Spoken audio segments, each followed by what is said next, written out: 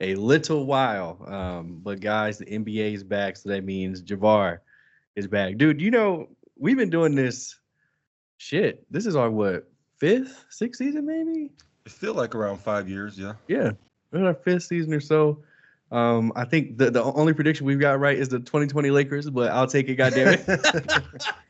Hey, No, I'm pretty sure we picked Celtics last year, but yeah, begrudgingly. begrudgingly, yeah, exactly. It was like, hope not, but Yeah. yeah, it seems like it was kind of laid out for him, especially with the way the playoffs fell through for him. But anyway, yeah, man. Look, we had planned to do this pod a few days ago, and I think we wanted to do it earlier in the week, but for whatever reason, didn't make it work. And then of course, last night, yeah. Good thing there's we did. there's We a held on. there's a huge trade. So let's get right into it. Karl Anthony Towns has been traded to the New York Knicks for Julius Randle, Dante DiVincenzo, first round pick, and a whole bunch of other filler. Charlotte is also in there as a third team to take on salary. Um, Damn, man. What do you think? Who wins? Who loses? Cat is in New York. What do you think? Well, I feel like for the Knicks, that was definitely a good trade for them. I mean, for me, I felt like it was. They didn't have to give up much. What it was like one extra first round pick they had sitting around. Yep. Julius Randle, who they weren't able to come to deal with for contract extension. I don't think they really wanted to extend him. And DiVincenzo, which where's he really fit in with the roster crunch right now? Um, so I feel like it was a good move for them to not only get off of those salary parts that weren't fitting with a player that can fit, but also just like, however you think of Cat. I don't really know if I consider him like a superstar, but like he's got top 20 talent. Can you rely on him to bring that out every night, especially in the playoffs? I wouldn't say so, but hey, Randall was not really a great playoff player either. So I feel like, player for player, that's an upgrade. And then they're not missing them with the DiVincenzo. So I feel like his Cat style of play fits right in with the Knicks. Being able to be like a spread big, Mm-hmm. especially once they get Mitchell Robinson back. I think they could play both together. I agree. Um, and then getting Mikal Bridges with Jalen Brunson, and those guys are they're loading up, man. It's still a whole bunch of like B plus players, B plus players. They don't really have that A. That You don't think I mean, Brunson's an A? I feel like he can't be your best player. I feel Mm. like he could be your second best or your 1B. I feel Okay. like you need somebody who could like efficiently get you 25, 30 every night. No matter who's guarding him. Like because there's not a lot of players like that. But I wouldn't say Jalen Brunson's like a top 10, 15 player, and I feel like you need that to be like to Mm. win a championship in most cases, or at least someone who could reach that. Either that or perhaps the Celtics model, which is maybe that's what they're going for, just a collection of talent, which, Mm-hmm. that's a whole other argument with Jason Tatum and Jaylen Brown. I don't know if you consider them top 10 players, but, they at least have the potential to be. Like, I think a lot of people would probably consider Tatum a top 10 player. But, Absolutely. so, yeah, all that to say, the Knicks, they're getting better and better. I mean, I can't say, I don't know how you could say that's a bad move for the Knicks. Mm-hmm.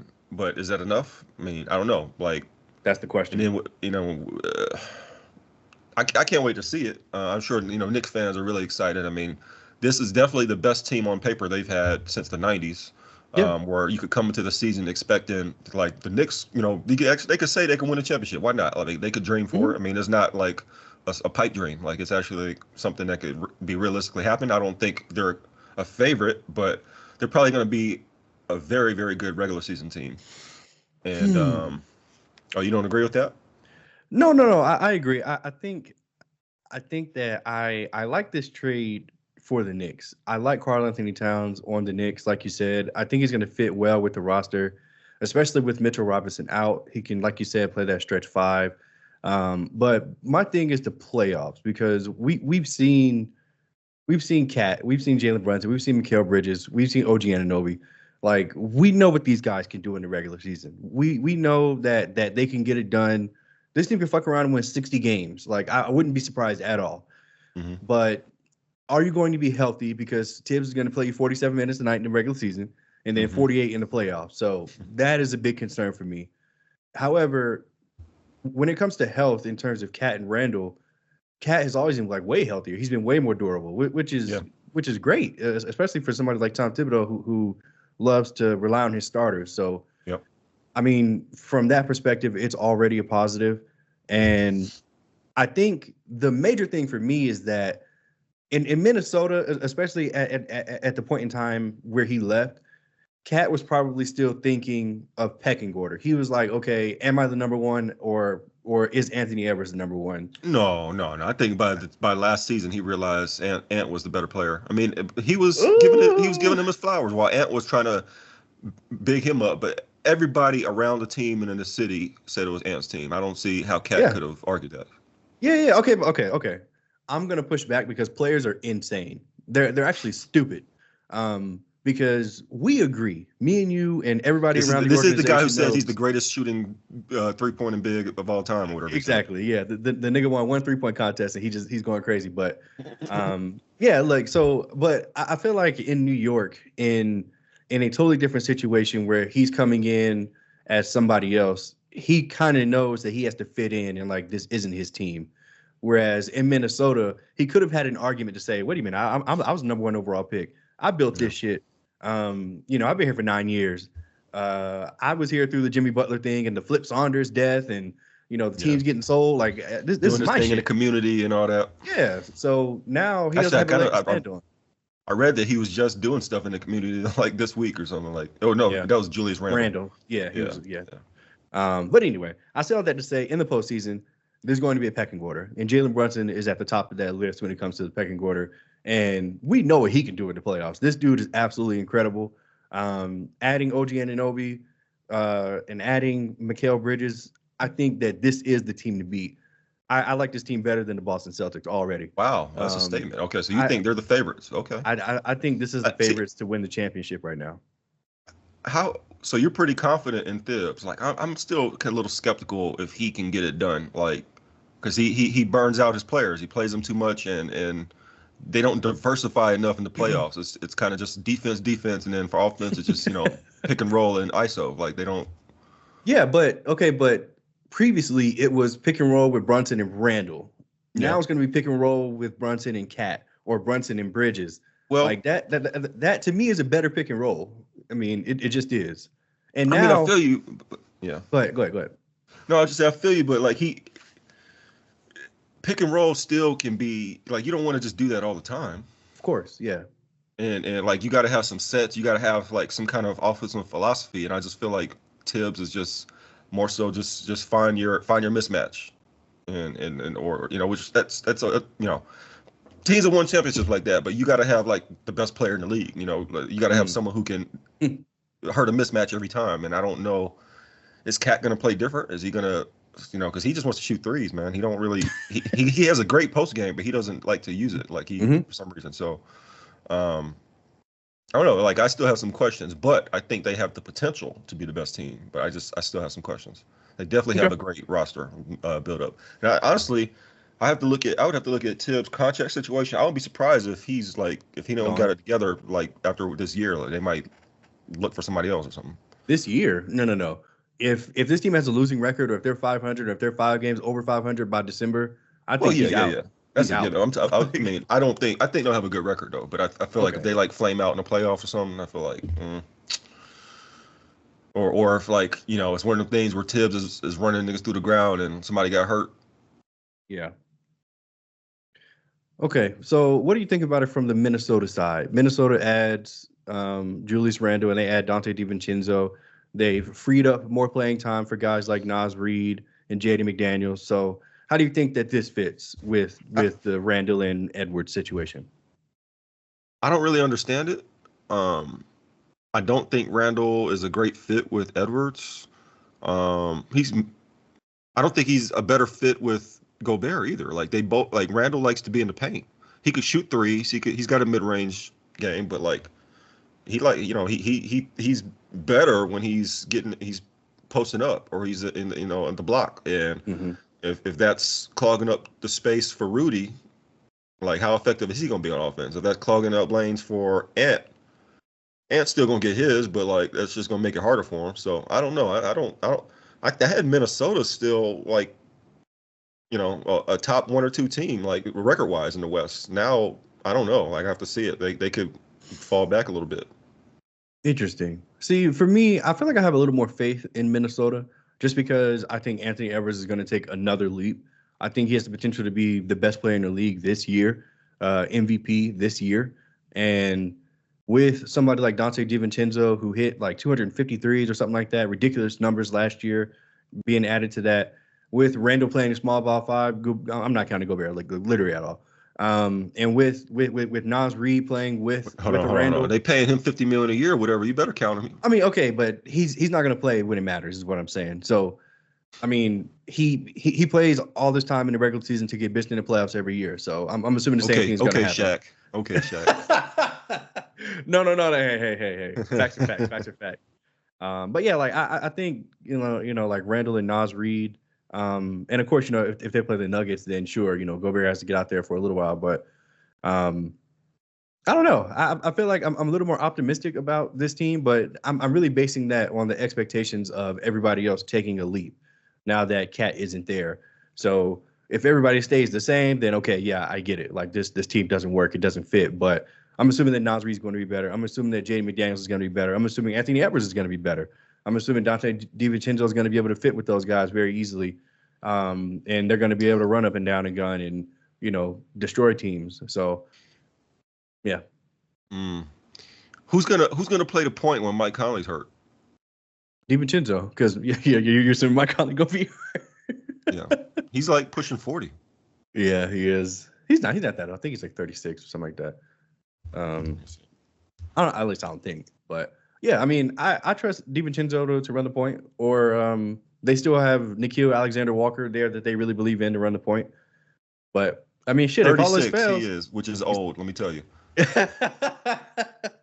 says the 36-year-old. You're funny. But look, if all those fails, give the ball to Anthony Edwards and get the fuck out the way. Like he's that good. Like I have no problems with their playmaking ability, their ball handling ability. I have no problems with their defense even now. I think that this is a good move for the Wolves. I really do. And they were about to pay. Wow. They were about to pay Karl Anthony Towns $60 million in 3 years. Now they got that deal off their books. I think it was 4 years. Are they gonna pay Randall? Million. Hell no, they're not gonna pay that nigga. So you just don't think so Randall's just about to be their center this year, basically, when it counts, and you don't think they're gonna want to keep him or if not pay him that money.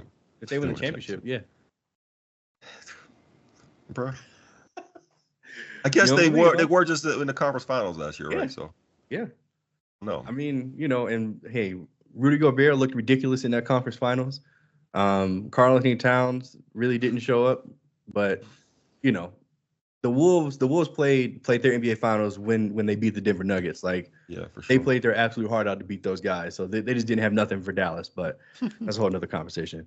Okay, so you say good for New York, bad for Minnesota. I say good for both. I think both teams win, honestly. I would say at best a lateral move for Minnesota, but I don't see that being an improvement for them. But I don't know. Maybe those guys just fit better with them. We'll see. I don't see it, but we'll see. Let's move on. We have a few notable retirements around the league. Derrick Rose, man, the 2011 MVP, youngest MVP ever, is finally called it quits after 15 seasons. Some people says that he deserves to go into the Hall of Fame just on the basis that he was the youngest MVP. What do you think about Derrick Rose, his retirement, and do you think he belongs in the Hall of Fame? Me personally, I don't think he should, but he probably will. They're letting everybody in. Like T-Mac got in, Grant Hill got in, Vince Carter. He's probably let like Amari in. Like if you were good for a couple years, they'll let you in the Hall of Fame, basically. And he won an MVP. He got a couple gold medals in FIBA. I don't think Olympics, but like the World Cups. Yeah, the World Championships. So yeah, I think he's got the credentials, the accolades, the hardware and the youngest MVP. That's a notable thing for the history books. So,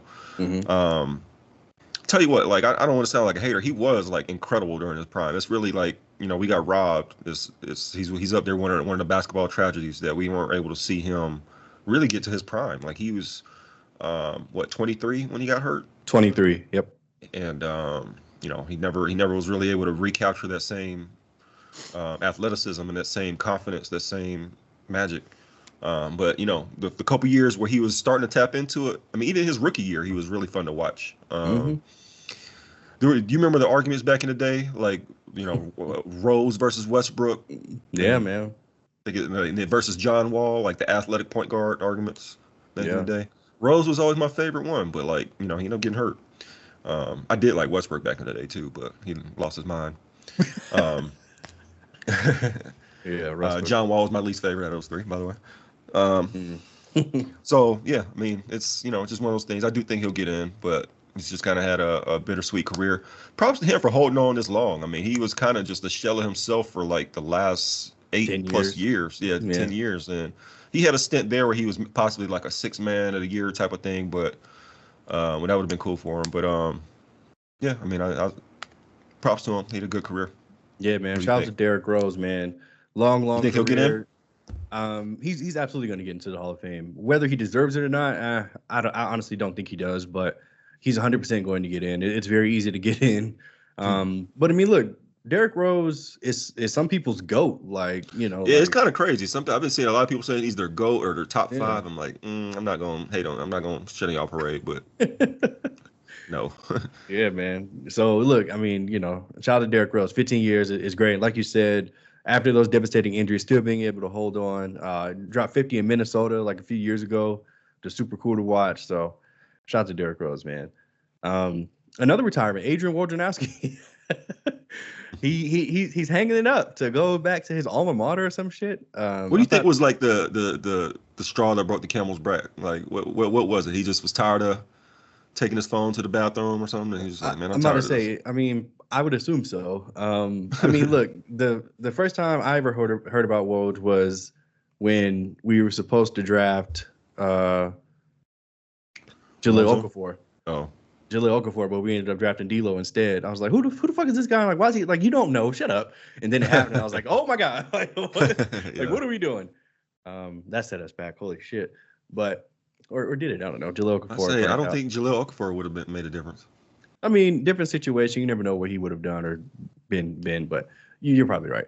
And then I mean, also ESPN let go of Zach Lowe, somebody we both respect. It's interesting. ESPN is making some interesting moves here. Maybe to pay Skip Bayless, bring him back. Come on, man. Come on, man. Ain't nobody hurting for Skip. He didn't got fired like a month ago or a month or two ago. Ain't nobody looking for him. What does he even do these days? Post on podcast. Twitter. That's it. Yeah. No, he just posts on Twitter. Yeah. That was surprising, man. Like that's like Woj. It's not gonna be the same. Like everybody just going to Sham. Sham he be having both. That was the thing to have two guys. You never knew if one was getting fed information here and they had an angle to try to release a certain amount of news or say it a certain way. Everybody, well, a lot of people don't know, but Shams is like very well aligned with like Clutch and a lot of them. So like, yeah, he gets their news first, but sometimes when it's time to negotiate and stuff, like he's got different angles where he's releasing news. And Woj did that here with guys what he knew, like say like the Dan Hurley situation. He's clearly buddy with Dan Hurley. Where'd that come out of nowhere? Now the Lakers are looking for him to coach, and I feel like he probably set that up with Rob Pelinka. But anyway, but it's gonna be different, man. Like for ESPN, what are they gonna do? Like, are they gonna is Brian Windhurst now gonna be their guy? Or are they gonna try to hire Shams or try to hire somebody? Ramona? Or are they just gonna let it be like everybody does news now? Because how it used to work is that Woj was king. Like if you had any kind of breaking news or something, you got to run it by Woj or tell Woj first. You can't be the one to announce it or tweet it. You'll be lucky if he says such and such reports with ESPN that such and such. Like he'll give you the byline. He'll give you the credit for it, but you got to run it by him first. Otherwise, he would lose his mind and you'd probably get fired. That's kind of what happened to Chris Haynes. Um, and others, Mark Stein and some other ones like Woj came to town. He's like, it had to be my way or the highway, and he built his team. So like, how is that going to work now for ESPN and like for the others? I would say as a fan, I definitely had Woj and Shams notifications on, and if Woj says something, it's pretty much Bible. Like, it's pretty much it is what it is. Like, are we gonna have that much faith in anybody else like that? I mean, Shams is our guy now. Yeah. But is that all we got?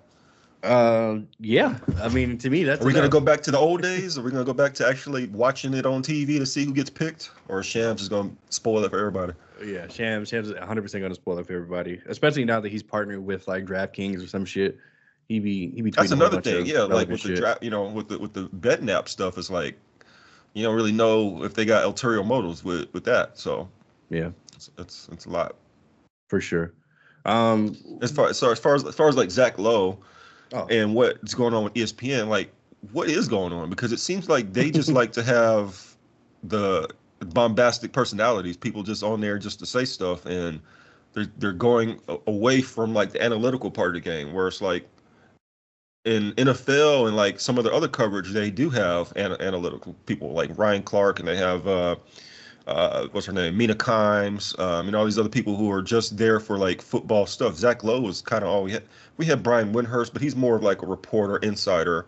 But as far as like analyzing the game, the ins and outs, his articles had like gifs and like he would show plays and stuff happening and like trends, like such in-depth reporting. Maybe people don't get on the internet anymore, so people aren't reading this stuff. People they didn't feel like it was worth their while. He had videos, he had podcasts, all the stuff too, but I don't know. It just seems like if I was working there doing like some of the website stuff or the analytical stuff, I'd be looking over my shoulder, especially if I was making big money, because it seems like ESPN, they want to pay personalities of how good you are on TV. Yeah, man. I mean, look, this kind of sucks, but like it's all about the CPMs, the clicks per minute. So they're all about what's going viral and who can make us go viral. So if Kendrick Perkins and Stephen A can do some stupid shit and make them go viral, those are the ones that are going to get the money. They're trying to imitate like the TNT guys, I think. Whereas like those guys are just like naturally hilarious together, even though it's going to be their last season. Supposedly, I think they might still try to do it without the rights. Yeah, we'll see. But yeah, I mean, I have no idea what their end game is, but we'll see. We will see. Real quick, man, I just want your thoughts on the Olympics. This was an Olympic year. They played. Where the hell did they play? France in the final, right? Yeah, France. Jesus, Paris, France. Yeah, like I totally blanked on where they were. Man, this is like a really historic, man. Steph, LeBron, and KD, like the old guard, which is crazy to say. Like they're on the way out, and they showed out. Like they were kind of. I mean, I can't think of no other young guy that was really that significant. Like every game, like AD had great games. He was great throughout too. And B was great. What, in the final game or the semifinal? The Serbia game, yeah. I think it was a semifinal. Anthony Edwards and Devin Booker played really good defense. Yeah, they were solid. Yeah, exactly. Yeah. They were doing their role, being solid, and I was surprised to see Devin Booker able to play that such great defense. Like I actually gained a lot of respect for him. Mm-hmm. I would say this was like the most fun Olympics to watch since 2012 or 2008. Yeah, since back in the day. So. It was really entertaining. I mean, that what's going to be more legendary for Steph, like that the finals or that Olympic? That was like the most amazing shit ever. It was, bro. It was like a movie or like an anime or something. Like he just completely lost his mind. It was like he would not be stopped. He was making every crazy three. It was like, oh, he ain't taking it. Oh my God, he took that and made that shot like that 30-footer. Where he just caught. Yeah, I'm just running through it. Like it was nasty. So that's definitely like highlight for his career for sure. Yeah, Steph, man, he was actually having a really rough Olympics like the last 2 or 3 games. That's a funny story. Like he couldn't make anything. Yeah, and then I guess he was just like, all right, well, I guess it's time to play now. Right. And it's just like skack him. Like damn. Super Saiyan, time to go. Yeah, it was absolutely incredible to watch. Like you said, like you took the words right out of my mouth. Like this is the most fun with the Olympics I've had since the 2012 Olympics in London with the Kobe, LeBron, Dwight Howard, and CP3, Darren Williams, like all those guys, D-Wade, Melo. It was just so much fun, man. It was so much fun to see them guys take home the gold. And it just to see how hard it was, quite frankly, like, we're playing against France with Victor Wembanyama and Yeah. these other niggas that can't get any burn in the league, but are hooping against us. Like, We it's put our crazy. best players out and we scrapped for our life and we barely won that thing. So like at this point, the rest of the world is caught up. I don't really know Yeah. how you can not say that. Yeah. Yeah, man. But look, one of the major storylines coming out of this Olympics is Jason Tatum. First team All NBA the past 4 or 5 seasons in a row, just won a championship. He's one of the best players in the league. I mean, you could argue he's top 5, top 10. And Steve Kerr couldn't find minutes for him in multiple games throughout this thing. The Celtics had their media day earlier this week. And Tatum was on record saying that, yeah, I'm going to take it personally. Like I didn't enjoy that. To. So Yeah. he has to really, but if he didn't, I'd be like, I guess he's good. What are your thoughts on this, man? First, like why do you think that he couldn't find minutes? First of all, and do you blame Steve Kerr? And what do you think about him taking it personal? I don't really understand it. I mean, I was going to ask if you has Steve Kerr talked about it? Is he like, does he have a reason really? Because I haven't really followed up on that. But he did. Okay. It was something along the lines of, like a certain group of guys he wanted to run. He just wasn't in the group of guys for whatever reason. I think like he basically thought of him as a 4, like he couldn't maybe like LeBron and KD. He couldn't play, exactly. But like if they were playing, he couldn't find minutes for him. Mm-hmm. He didn't really go small a lot either. I mean, we had a lot of centers between Embiid, AD, Bam. So yeah, I guess he thought of Tatum as like a small ball center or something, or a 4, and he just couldn't find minutes for him. Yeah, that's his. That's whack. I mean, you couldn't get him a couple minutes. I don't understand that.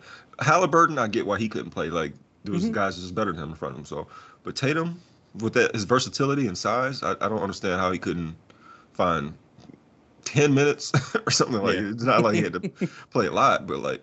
Yeah, that was unnecessary. If I feel like it almost felt like it was personal, like the way, I don't know. I just feel like, especially after doing it once or twice and it become a storyline, you just kept benching. You just didn't give a fuck. So it's like, yeah, man. It's interesting. I mean, for some reason, I thought the odd man out would obviously be like Hallie and like Derek White. I just didn't imagine that's Tatum. The craziest thing too. How the role player on your team is getting more minutes than you. You out here, the all-star, top 5, top 10 player, getting all the accolades, but this nigga Derek White is out here getting all this. I know he was seething on the bench. I know he couldn't take this. I was like, bro, like what Derek White do? I could do this. I could literally play his minutes. Like if you would just want me to play defense, I could do that. Like why are you?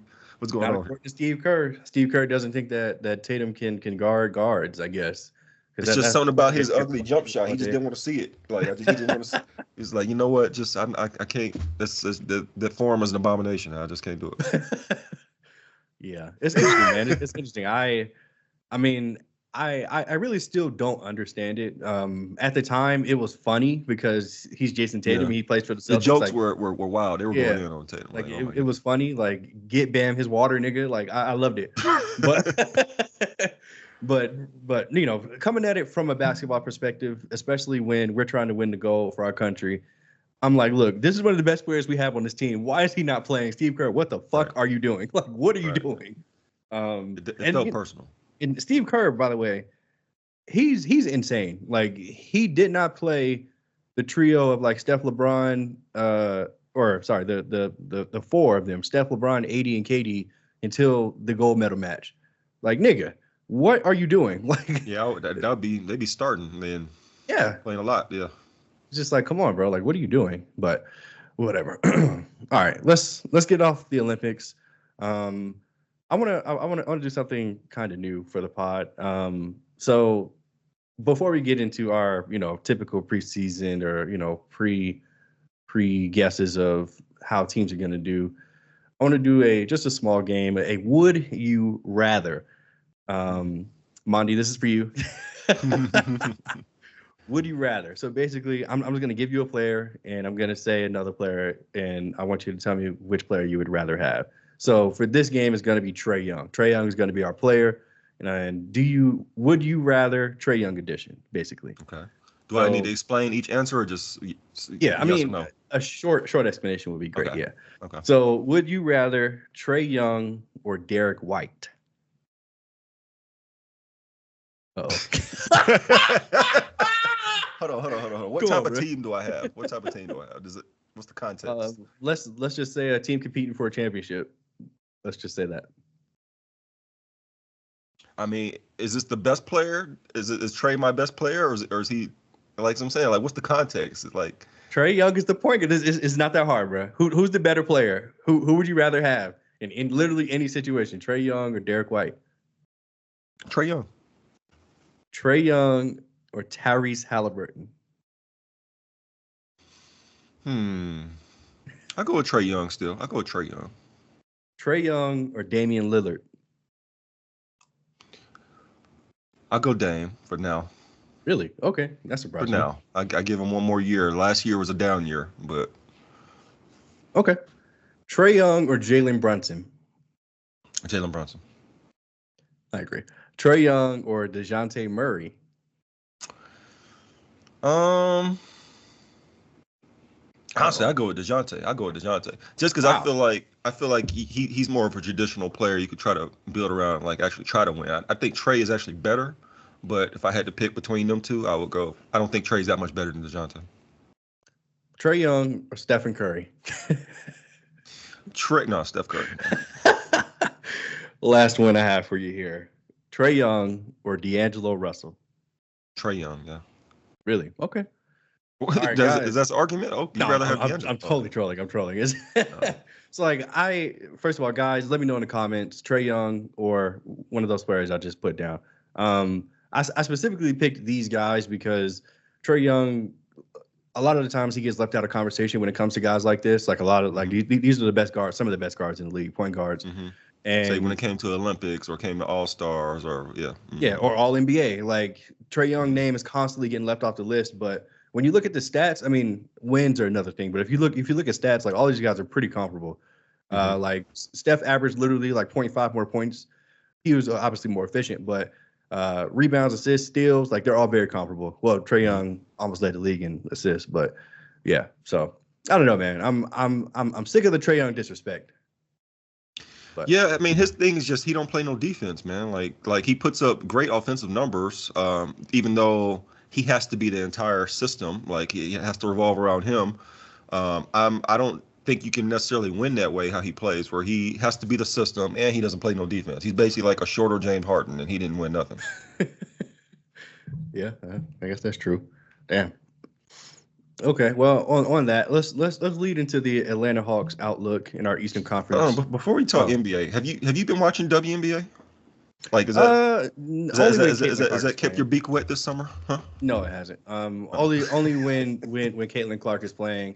Honestly, I have tried. So after they lost, I'm done. WNBA. Exactly. Yeah. Like I have really tried to watch other teams, especially like the Aces with Asia Wilson. Being local out here, I haven't been to a single goddamn game. Really? But I mean, packed in there.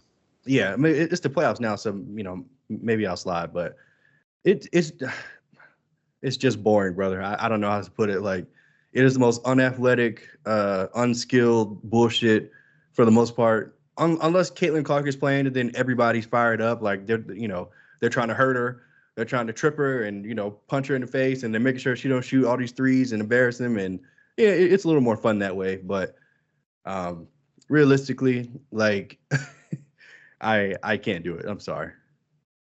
Well, they're shooting a lot better than what I remember. I haven't watched since like Candace Parker was a star, so this has been a minute.